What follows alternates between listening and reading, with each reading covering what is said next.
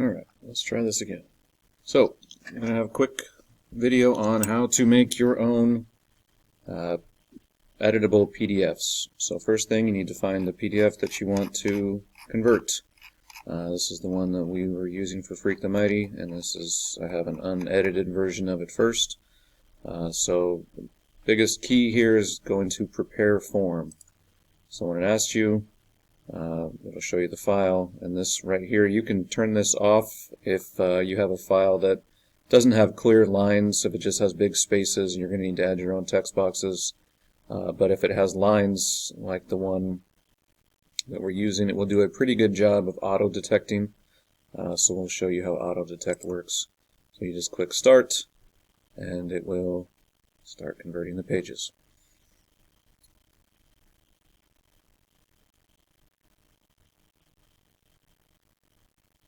So once that is done converting, I guess I could have chosen a smaller one. You'll have a bunch of information over here, and if you scroll down, you'll notice that, hey, look, we can type. If you want to practice and make sure that it works, you can push Preview, and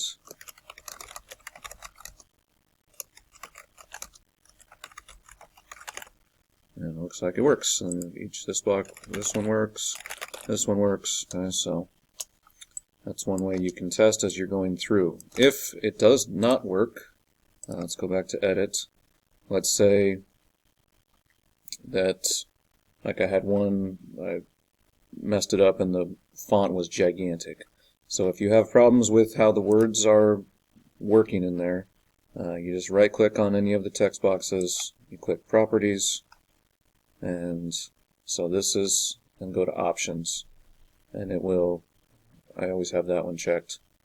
And if you multi-line or scroll along text, sometimes it works differently depending on the situation. So if you're having problems, go ahead and kind of fiddle with those a little bit, but most of the time it works okay. So let's check to make sure. Sometimes it adds boxes that don't belong there, like this one right here, the help box.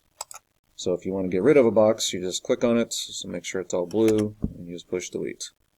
If you want to add a box, you go to Text Field. Actually, there's one down here.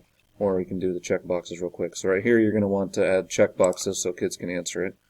So you just click text box or check box, and mine already are the right size. But if you, let's say you want a bigger one, you can change the size. And if this is the new size that you want, so let's say you want really big check boxes for the whole rest of the paper, you just right click and say Use Current Properties as New Defaults. So that's what you're going to do if you have to add the same size box more than once. That's very handy, so you don't have to keep resizing them over and over again. And then if you have the font changes in there as well, that helps. Okay, so if you scroll through, let's add a text box here in the Venn diagram.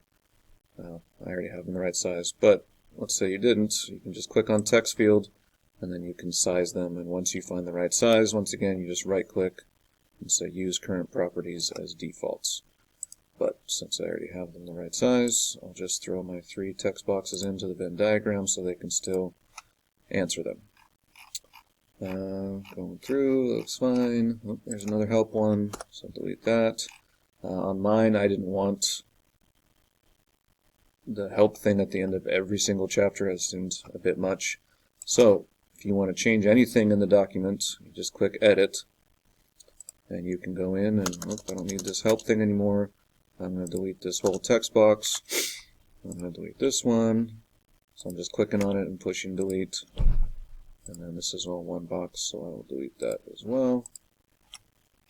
And then you have, if I want to get rid of this type text at the bottom, or I want to get rid of the copyright thing, you can do that. If you want to add text, you can add